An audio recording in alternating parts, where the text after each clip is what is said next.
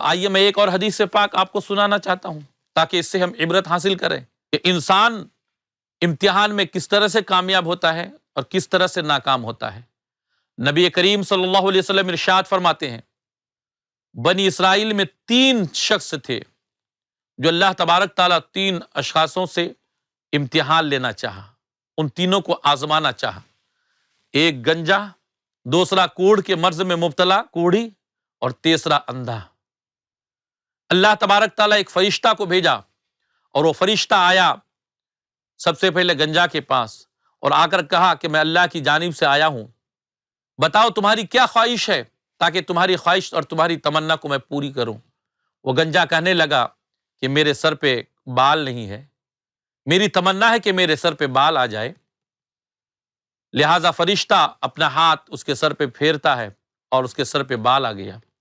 فرشتہ نے کہا ذرا بتاؤ تمہیں کون سا مال چاہیے جو اللہ کے حکم سے میں تمہیں دوں۔ اس گنجا نے کہا مجھ کو اونٹ چاہیے، اونٹ یا گائے، دو میں سے ایک، راوی کا اختلاف ہے اس میں۔ بہرحال اس نے کہا مجھے اونٹ چاہیے۔ فرشتہ نے اس کو ایک حاملہ اونٹ دے دیا اور انہوں نے دعا کی کہ اللہ تبارک تعالیٰ تمہارے مال میں برکت دے۔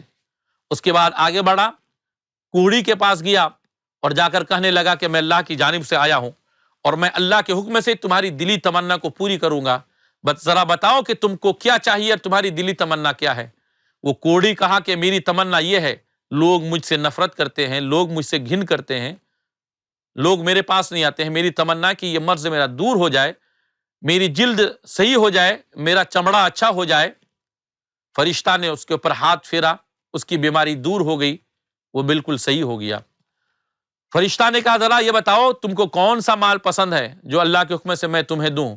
اس نے گائے یا اونٹ میں سے ایک کہا، لہذا فرشتہ نے ایک حاملہ گائے ان کو دیا اور دعا کی کہ اللہ تبارک تعالیٰ تیرے مال میں برکت دے۔ فرشتہ آگے بڑھتا ہے، اندھا کے پاس گیا اور اندھا کے پاس جانے کے بعد بولا کہ دیکھو میں فرشتہ اللہ کی جانب سے آیا ہوں، میں تمہاری مراد پوری کرنے کے لیے آیا ہوں، اللہ کے حکم سے میں تمہاری مراد کو پوری کروں گا، بتاؤ تمہاری دلی تمنا کیا ہے۔ اندھا نے کہا میری دلی تمنا پوچھتے ہو؟ اس سے بڑھ کر میری تمنا کیا ہو سکتی ہے کہ میں دنیا کو دیکھ سکوں، دنیا کی حسن و جمال کو دیکھ سکوں، اللہ کی پیدا ہوئی چیز کو دیکھ سکوں، لہٰذا میری تمنا ہے کہ میری آنکھیں صحیح ہو جائے۔ فرشتہ نے اپنا ہاتھ اس اندھے کے چہرے پہ پھیرا، اس کی بینائی آ گئی، بالکل دیکھنے لگا اور کہا تم کو کون سا مال چاہیے۔ انہوں نے بکری کو پسند کیا، ایک حاملہ بکری دے دیا اور فرشتہ نے دعا کی کہ اللہ تبارک تعالیٰ تیرے مال میں برکت دے۔ چلا گیا، اللہ تبارک تعالیٰ تینوں کے مالوں میں اتنی برکتیں عطا کی، اتنی برکتیں عطا کی کہ اپنے اپنے علاقے کے مالداروں میں ان کا شمار ہونے لگا۔ جنگل بھر گیا جانوروں سے اور بے شمار مال و دولت کا مالک بن بیٹھا۔ یہاں ایک منٹ ایک بات میں بتانا چاہوں گا، وہ فرشتہ آیا تھا، آج نبی کریم صلی اللہ علیہ وسلم کے کمال، آپ کے اختیار و اقتدار اور آپ کی حکومت پر لوگ اعتراض کرتے ہیں کہ نبی کو کسی چیز کا اختیار نہیں ہے۔ یہ کیسے ہو سکتا ہے کہ نبی ہاتھ پھیر دے تو کوئی بیمار شفا پا جائے؟ یہ کیسے ہو سکتا ہے کہ نبی اپنے دست اقدس کو لگا دے تو بیماری دور ہو جائے؟ اعتراض کرنے والوں، وہ فرشتہ گنجے کے سر پہ ہاتھ پھیرا، بال آ گیا، کوڑھ کے جسم پہ ہاتھ لگایا، اس کا چمڑا صحیح ہو گیا، نابینا کے چہرے پہ ہاتھ پھیرا، اس کو بینائی مل گئی۔ یہ تینوں اپنے اپنے علاقے میں سب سے مالدار انسانوں میں شمار کیے جانے لگے۔ کچھ دنوں کے بعد اللہ تبارک تعالیٰ نے پھر فرشتہ کو بھیجا جو ایک مسافر کی شکل میں آتا ہے اور سب سے پہلے گنجا کے پاس جاتا ہے اور جا کر کہنے لگا کہ دیکھو میں ایک غریب مسافر آدمی ہوں، زاد راہ میرا ختم ہو گیا ہے، میں اپنے منزل تک کس طرح سے پہنچوں گا، اپنے مقام تک کس طرح سے پہنچوں گا؟ اللہ نے تم کو دولت سے نوازا ہے، تمہیں غریب تھے، غربت اللہ نے تمہاری دور کر دی، تم گنجا تھے، اللہ نے تمہیں بال عطا کر دیا ہے، تم مجھے ایک جانور دے دو تاکہ میں اس کے ذریعہ سے اپنی منزل تک پہنچ سکوں۔ وہ گنجا جس کو اللہ نے بال عطا کیا، مال عطا کیا، کہنے لگا نہیں، میری ضرورتیں اتنی ہیں کہ یہ مال میرے لیے ناکافی ہے، اس سے زیادہ کی میری ضرورت ہے۔ تم جو یہ کہہ رہے ہو کہ میں غریب تھا کبھی، بالکل غلط ہے، میں تو مالدار والدین کی اولاد ہوں، لہٰذا میں تمہاری کوئی مدد نہیں کر سکتا ہوں۔ فرشتہ وہاں سے آگے بڑھتا اور کہتا ہوا جاتا ہے کہ تم پہلے جیسے تھے اللہ تبارک تعالیٰ تم کو ویسا بنا دے۔ فرشتہ آگے بڑھ گیا، نتیجہ کیا ہوا کہ اس کے سر سے بال بھی گیا، اس کے گھر سے مال بھی گیا، پھر وہ اپنی اصلی حالت پہ آ گیا، گنجا بن گیا اور غریب بن گیا۔ آگے بڑھا، کوڑ کے مرض میں جو آدمی مبتلا تھا اللہ نے اسے شفا دی تھی، اللہ نے اسے دولت سے نوازا تھا، وہ فرشتہ مسافر بن کر جاتا ہے اور کہنے لگتا ہے میں ایک مسافر ہوں، میرا زاد سفر ختم ہو گیا ہے، میرے پاس کچھ بھی نہیں ہے کہ میں اپنے گھر تک پہنچ سکوں۔ اللہ نے تمہاری غربت کو دور کی ہے، اللہ نے تم کو شفا بخشی ہے، اللہ نے تم کو مال و دولت سے نوازا ہے، مجھے ایک جانور دے دو تاکہ میں اس کے ذریعہ سے اپنی منزل تک پہنچ سکوں۔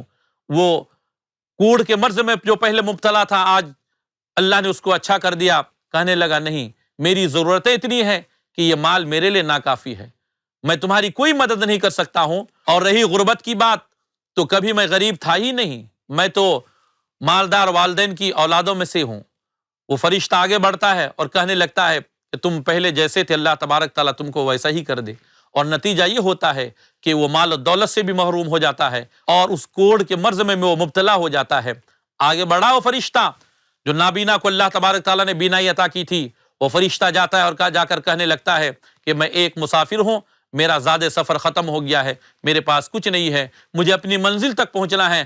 اللہ تبارک تعالیٰ نے تم کو مال و دولت سے نوازا، تمہاری غربت کو دور کر دی، تمہاری بینائی کو اللہ تبارک تعالیٰ نے لوٹا دی، تم کو بینا کر دیا، لہٰذا تم مجھے کچھ دے دو جانور تاکہ اس کے ذریعہ سے میں اپنی منزل تک پہنچ سکوں۔ وہ نابینا جس کو اللہ نے بینائی عطا کی تھی، انہوں نے کہا بے شک میں غریب تھا، اللہ تبارک تعالیٰ نے مجھے دولت سے نوازا، میں نابینا تھا، اللہ تبارک تعالیٰ نے مجھے بینائی عطا کی۔ آج تم ایک دو جانور مانگتے ہو، بلکہ تمہارے لیے تو پورے جانور حاضر ہے، جتنا چاہو تم لے لو، میں سب دینے کے لیے تیار ہوں۔ وہ فرشتہ کہنے لگتا ہے سنو، میں کوئی مسافر نہیں ہوں، اللہ کی جانب سے بھیجا ہوا ایک فرشتہ ہوں جو تم تینوں کا امتحان لینے کے لیے آیا تھا۔ تم تینوں میں سے دو اپنے امتحان میں ناکام ہو گئے اور دنیا آخرت اس کی برباد ہو گئی۔ مجھے مال و دولت کی ضرورت نہیں ہے، تمہارے جانوروں کی ضرورت نہیں ہے، تم کو خوشخبری سناتا ہوں کہ تم امتحان میں کامیاب ہو گئے، دنیا میں بھی تمہاری دولت محفوظ ہے اور آخرت بھی اللہ کی رضا خوشنودی تمہارے لیے ہے۔ تو میں کہنا یہ چاہتا ہوں مسلمانوں، اللہ تبارک تعالیٰ دولت سے نوازا ہے، آج آپ کو دینے والا بنایا ہے، کہیں آزمائش نہ لے کہ اس میں ہم ناکام ہو جائے۔ لہٰذا اللہ تبارک تعالیٰ نے جو حق متعین کیا ہے، شریعت نے زکوٰۃ کی شکل میں جو حق متعین کیا ہے غریبوں کے لیے، اس حق کو نکالو اور دنیا میں بھی اللہ کی رضا خوشنودی حاصل کرو اور آخرت میں بھی جنت کا حقدار بن جاؤ۔ اب آؤ میں آپ کو بتانا چاہتا ہوں، جو انسان اپنے مال کی زکوٰۃ نہیں نکالتا ہے، سونا چاندی کو جمع کر کے رکھتا ہے، مال و دولت پراپرٹی کو جمع کر کے رکھتا ہے، جانتے ہیں یہ مال قیامت کے اس کے لیے کس طرح سے عذاب کا ذریعہ بنے گا؟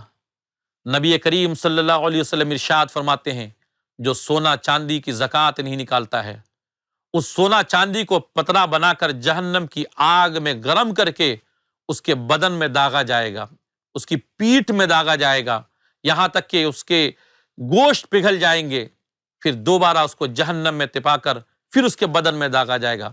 جہنم کی گرمی اس کی مثال دنیا میں نہیں دی جا سکتی ہے۔ جہنم کی گرمی تو وہ ہے کہ سوئی کے ناکے کے برابر بھی جہنم کی آگ اگر دنیا میں آ جائے تو پوری دنیا جل کر ختم ہو جائے گی، اس کی گرمی شدت کا یہ عالم ہے۔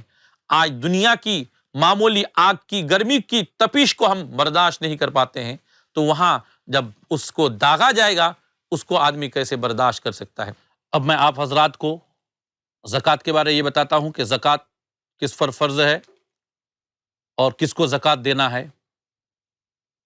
جو صاحب نصاب ہوتا ہے اس کو زکوٰۃ دینا ضروری ہے، اگر وہ اپنے مال کی زکوٰۃ نہیں نکالے گا تو گنہگار ہوگا۔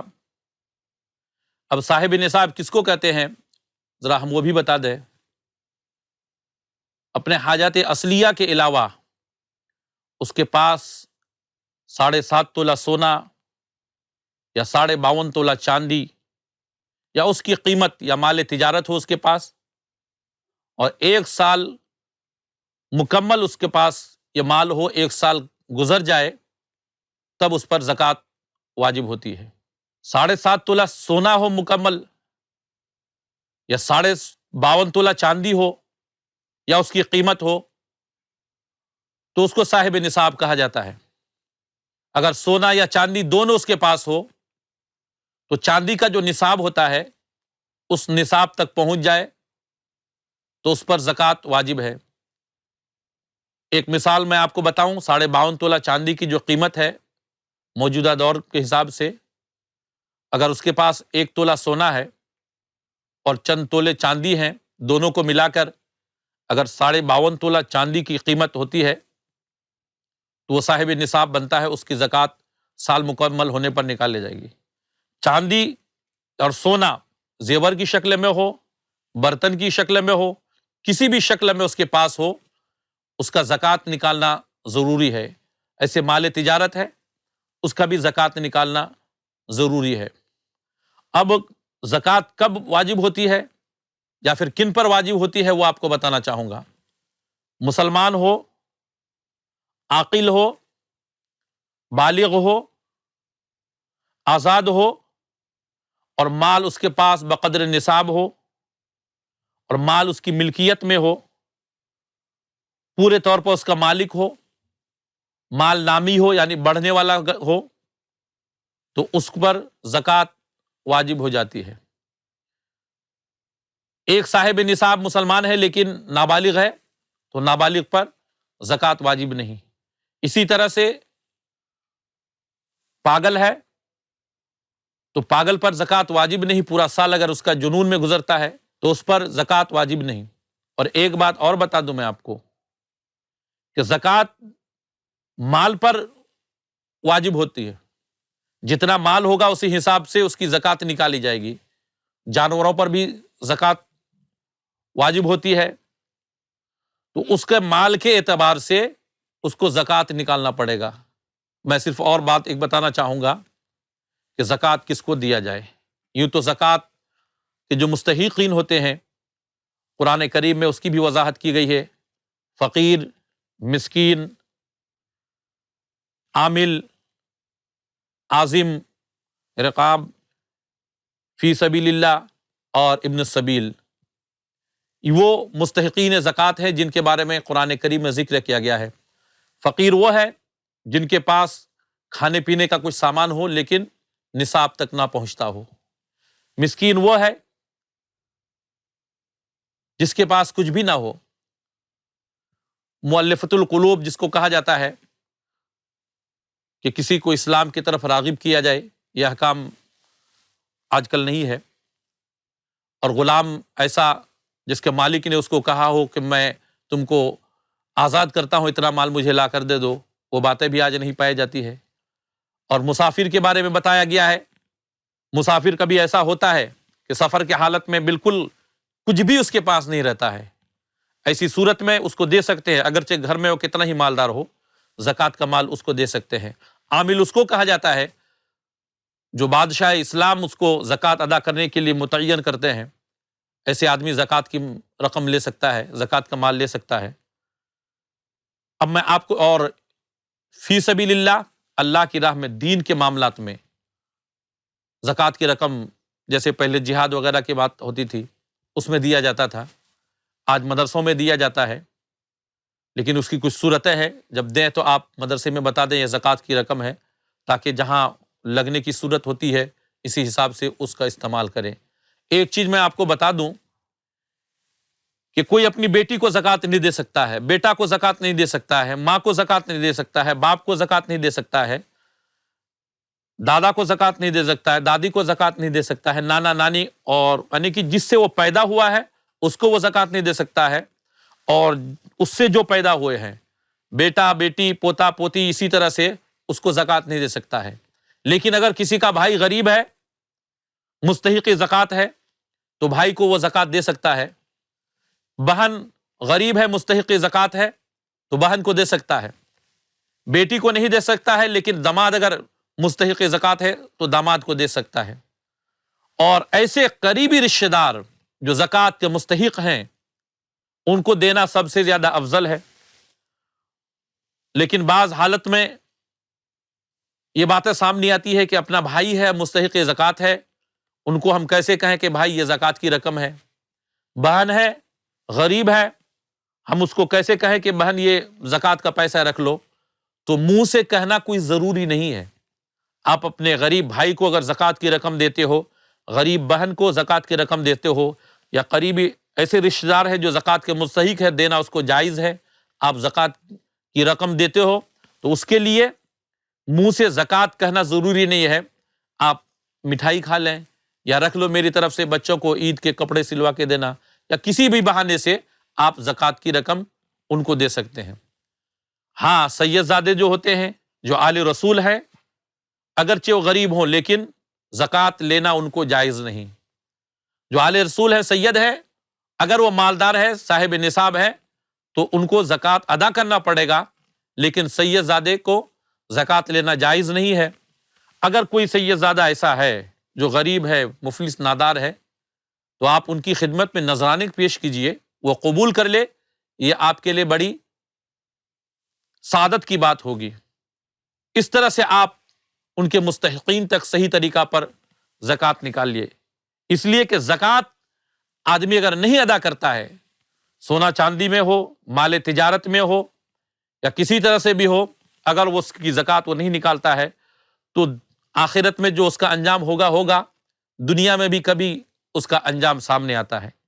زکوٰۃ کے بارے میں ہم نے جو بھی بیان کیا، ہمارا مقصد صرف اور صرف یہ ہے کہ جو بھی صاحب نصاب ہے اپنے مال کی زکوٰۃ نکالے، سونا چاندی میں سے ہو، مال تجارت میں سے ہو، روپیہ پیسہ میں سے ہو، کسی میں سے بھی ہو، وہ اپنے مال کی زکوٰۃ نکالے، اور ضرور نکالے۔ مال کے زکوٰۃ نکالنے سے مال میں کمی نہیں ہوتی ہے، بلکہ اس مال میں تو اللہ تبارک تعالیٰ برکتیں عطا فرماتا ہے۔ اللہ تبارک تعالیٰ اللہ کی راہ میں خیرات کرنے والے پر اپنا فضل و کرم فرمائے۔ زکوٰۃ کے بارے میں یہ ہماری باتیں تھیں جو ہم نے آپ تک پہنچائی۔ اب ایک اور مسئلہ ہمارے سامنے ہے، صدقہ فطر کے بارے میں کچھ باتیں کرتے ہیں۔ فطر کے لغوی معنی ہے روزہ کھولنا، اور صدقہ فطر کے معنی ہے روزہ کھولنے کا صدقہ۔ اصطلاح میں صدقہ فطر سے مراد وہ واجب صدقہ ہے جو رمضان ختم ہونے پر، روزہ رکھنے پر دیا جاتا ہے۔ جس سال مسلمانوں پر رمضان کے روزے فرض ہوئے، اسی سال نبی کریم صلی اللہ علیہ وسلم نے صدقہ فطر ادا کرنے کا حکم بھی دیا۔ رمضان مبارک کے روزے رکھنے والے اپنی حد تک یہ کوشش کرتے ہیں کہ رمضان کا احترام کریں اور ان حدود میں رہ کر اس کے آداب و شرائط کا پورا لحاظ رکھیں جن کے اہتمام کی شریعت نے تاکید کی، تاہم انسان سے بہت سی شعوری اور غیر شعوری طور پر کوتاہیاں ہو جاتی ہے، خطائیں ہو جاتی ہے، لغزشیں ہو جاتی ہے۔ تو صدقہ فطر کی ایک حکمت یہ بھی ہے کہ آدمی خدا کی راہ میں دل کی آمادگی کے ساتھ اپنی کمائی سے خرچ کرے، تاکہ ان کوتاہیوں کی تلافی ہو سکے اور خدا کے حضور روزہ شرف قبولیت پا سکے۔ اس کے علاوہ صدقہ فطر دینے کی ایک حکمت اور مصلحت یہ بھی ہے کہ سوسائٹی کے غریب نادار افراد بھی اطمینان اور کشادگی کے ساتھ اپنے کھانے پینے اور اوڑھنے کی ضرورتیں پوری کر سکیں، دوسرے مسلمانوں کے ساتھ عیدگاہ میں حاضر ہو سکیں۔ حضرت ابن عباس رضی اللہ تعالی عنہما فرماتے ہیں کہ نبی کریم صلی اللہ علیہ وسلم نے صدقہ فطر اس لیے مقرر فرمایا کہ وہ روزے داروں کو بیہودہ کاموں اور بے شرمی کی لغزشوں سے پاک کر دے، اور نادار اور حاجت مندوں کے کھانے پینے کا نظم بھی ہو جائے۔ پس دو شخص عید کی نماز سے پہلے صدقہ فطر ادا کرے گا تو وہ صدقہ شرف قبولیت پائے گا، اور جو نماز کے بعد ادا کرے گا تو وہ عام سی صدقہ، وہ خیرات کی طرح ایک صدقہ ہوگا۔ ترمذی شریف میں نبی کریم صلی اللہ علیہ وسلم نے ایک شخص کو بھیجا کہ مکہ کے کوچوں میں اعلان کر دے کہ صدقہ فطر واجب ہے۔ انس رضی اللہ تعالیٰ عنہ سے مروی ہے کہ حضور صلی اللہ علیہ وسلم نے ارشاد فرمایا کہ بندہ کا روزہ آسمان اور زمین کے درمیان معلق رہتا ہے جب تک کہ صدقہ فطر کو ادا نہ کر دے۔ صدقہ فطر واجب ہے اور عمر بھر اس کا وقت ہے، یعنی اگر ابھی ادا نہیں کیا تو جب بھی ادا کرے گا صدقہ فطر ادا ہو جائے گا، قضا نہیں ہوتی، نہ وہ ساقط ہوتا ہے۔ لیکن عید الفطر کی نماز سے پہلے ادا کرنا مسنون ہے، تاکہ غریب و نادار مستحقین جو ہیں وہ بھی عید کی خوشی میں شامل ہو سکے، اپنی ضرورتوں کو پوری کر سکے۔ اور صدقہ فطر واجب ہوتا ہے عید الفطر کے دن صبح صادق کے وقت، لہٰذا صبح صادق سے پہلے کوئی مسلمان ہوا یا کوئی بچہ پیدا ہوا، کوئی غریب مالدار ہو گیا تو اس پر صدقہ فطر واجب ہے۔ ایک بات اور بتا دوں میں، زکوٰۃ جو واجب ہوتی ہے وہ مال پر، لیکن صدقہ فطر مال پر نہیں بلکہ صدقہ فطر افراد پر واجب ہے۔ ایک آدمی اگر اس کے پاس 1,00,000 کی رقم ہے تو 1,00,000 کی رقم ہی میں زکوٰۃ واجب ہوتی ہے، 10 لاکھ ہو تو 10 لاکھ کی رقم پر زکوٰۃ واجب ہوتی ہے۔ لیکن صدقہ فطر ایک آدمی اگر 1,00,000 اس کے پاس ہے تو بھی ایک ہی صدقہ فطر واجب ہے، 1 کروڑ ہے تو بھی صدقہ فطر واجب ہے۔ صدقہ فطر کے وجوب میں اور زکوٰۃ کے وجوب میں جو ایک اور فرق ہے وہ یہ ہے کہ نابالغ پر زکوٰۃ نہیں ہے اگر وہ صاحب نصاب ہو، مجنون پر زکوٰۃ نہیں ہے اگرچہ وہ صاحب نصاب ہو، لیکن نابالغ بچہ اگر صاحب نصاب ہے تو اس پر فطرہ واجب ہے۔ مجنون یعنی پاگل اگر صاحب نصاب ہے تو اس پر صدقہ فطر واجب ہے، اس کے مال سے اس کے والد جو اس کے ولی ہے وہ صدقہ فطر کو ادا کرے گا۔ نابالغ بچہ کے مال سے، مجنون کے مال سے صدقہ فطر ادا کرے گا۔ اگر صدقہ فطر نابالغ صاحب نصاب نہیں ہے تو اس کے والد اپنے مال سے ادا کرے گا۔ کوئی بچہ ہے اس کے والد نہیں ہے تو اس کا دادا اس کے مال سے یا اپنے مال سے صدقہ فطر کو ادا کرے گا۔ صدقہ فطر، ایک صدقہ فطر کتنا ہے وہ آپ کو میں بتا دوں۔ گیہوں اور جو کے حساب سے سا اور آدھا سا کے حساب سے آج کے زمانے میں ہم کو اور آپ کو سمجھنے میں بڑی دشواریاں ہوتی ہے، اس لیے وزن کے حساب سے علماء کرام نے اس کی تشریح کی ہے۔ 2 کلو 45 گرام گیہوں، 2 کلو 45 گرام گیہوں صدقہ فطر، ایک صدقہ فطر ہے۔ گھر میں جتنے بھی افراد ہیں اسی حساب سے اس کو نکالا جائے، اور اس کی جو موجودہ قیمت ہوتی ہے بازار کے حساب سے، اگر پیسہ نکالنا ہے، روپیہ نکالنا ہے تو اس کی قیمت بازار کے حساب سے طے کر کے آپ وہ پیسہ غربا اور مساکین میں تقسیم کریں، اور جب اس کی قیمت طے کریں تو یہ ضروری نہیں کہ سب سے زیادہ جو اعلیٰ کوالٹی کا گیہوں ہے اس کا نکالیں یا سب سے کم قیمت کا جو ہے وہ نکالیں۔ بہتر ہوتا ہے اوسطاً جو ہوتا ہے درمیان کا، اس کی قیمت کا طے کر کے نکالیں۔ جتنی رقم ہوتی ہے اس سے زیادہ نکال دیں تو بہتر ہوگا، کم نہ نکالیں۔ یہ صدقہ فطر کے بارے میں باتیں تھی، جو چند باتیں ہم آپ کے سامنے پیش کیے۔ اب ہم اپنی بات کو یہیں پر مکمل کرتے ہیں، اپنی گفتگو کو ہم یہیں پر ختم کرتے ہیں۔ اب آپ اسی طرح سے دیکھتے رہیے، انشاءاللہ ہم دینی باتیں آپ کے سامنے پیش کریں گے۔ اب اگلی ملاقات میں ہم دین کی دوسری باتیں آپ کے سامنے پیش کریں گے۔ وما علینا الا البلاغ۔ السلام علیکم۔